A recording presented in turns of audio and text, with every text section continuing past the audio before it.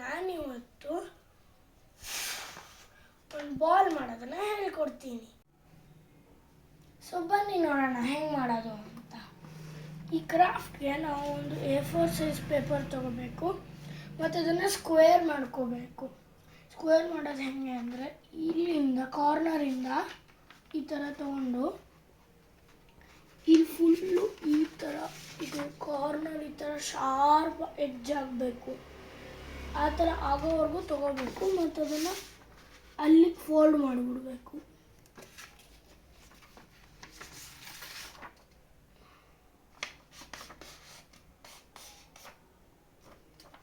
ಮತ್ತು ಇಲ್ಲಿ ಉಳಿದಿರುತ್ತಲ್ಲ ಅದನ್ನು ಹಿಂದಕ್ಕೆ ಫೋಲ್ಡ್ ಮಾಡ್ಕೋಬೇಕು.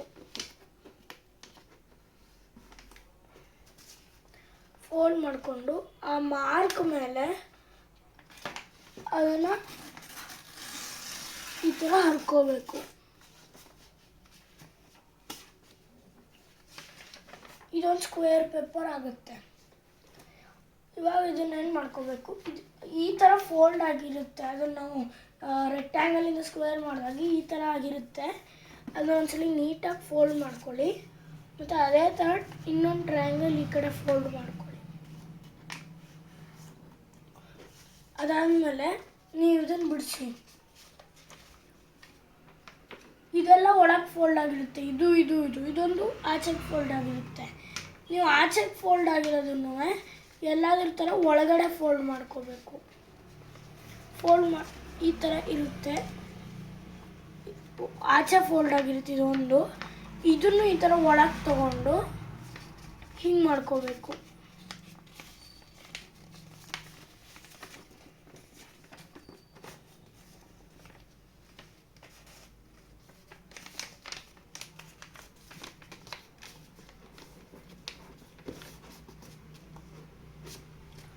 ಇವಾಗ ಇಲ್ಲಿ 2 ಲೇಯರಲ್ಲಿ ಒಂದು ಲೇಯರ್ ಈ ಥರ ಫೋಲ್ಡ್ ಮಾಡ್ಕೋಬೇಕು.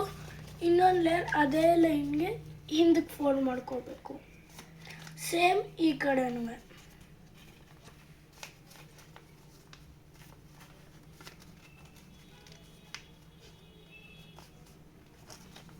ಇವಾಗ ಇದನ್ನು ಒಂದು ಲೇಯರ್ ತೊಗೊಂಡು ಈ ಲೈನ್ಗೆ ಈ ಥರ ಫೋಲ್ಡ್ ಮಾಡ್ಕೋಬೇಕು. ಮತ್ತು ಅದೇ ಫೋಲ್ಡ್ಗೆ ಇನ್ನು ಹಿಂದಕ್ಕೂ ಒಂದು ಮಾಡ್ಕೋಬೇಕು. ಸೇಮ್ ಈ ಕಡೆನೂ ಅದೇ ಥರ ಮಾಡ್ಕೋಬೇಕು. ಇದನ್ನು ಸೇಮ್ ಲೈನ್ಗೆ ಈ ಥರ ಫೋಲ್ಡ್ ಮಾಡ್ಕೋಬೇಕು. ಇವಾಗ ಇದನ್ನು ಈ ಥರ ಇಲ್ಲಿ ಓಪನ್ ಮಾಡಿಕೊಂಡು ಇದನ್ನು ಇದರೊಳಗಡೆ ಈ ಥರ ಸೇರಿಸ್ಬೇಕು. ಸೇರಿಸ್ಬಿಟ್ಟು ಅಲ್ಲಿ ಫೋಲ್ಡ್ ಮಾಡಿಬಿಡ್ಬೇಕು. ಈ ಕಡೆನೂ ಅದೇ ಥರ ಮಾಡ್ಕೋಬೇಕು. ಓಪನ್ ಮಾಡೋದು, ಇದನ್ನು ಒಳಗಡೆ ಹಾಕೋದು ಮತ್ತು ಇದನ್ನು ಫೋಲ್ಡ್ ಮಾಡೋದು. ಎರಡೂ ಸೈಡು ಎರಡಕ್ಕೂ ಅದೇ ಥರ ಮಾಡ್ಕೋಬೇಕು.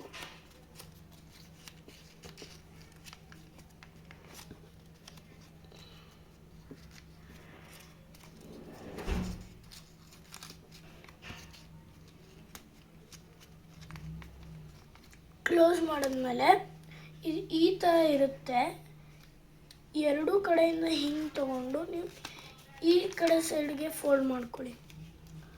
ಇಲ್ಲೊಂದು ತೂತು ಬರುತ್ತೆ, ಇಲ್ಲಿ ಬರಲ್ಲ. ಈ ತೂತಿಗೆ ಅದನ್ನು ಬ್ಲೋ ಮಾಡಿ. ಇದನ್ನು ಬಾಲ್ ಆಗುತ್ತೆ.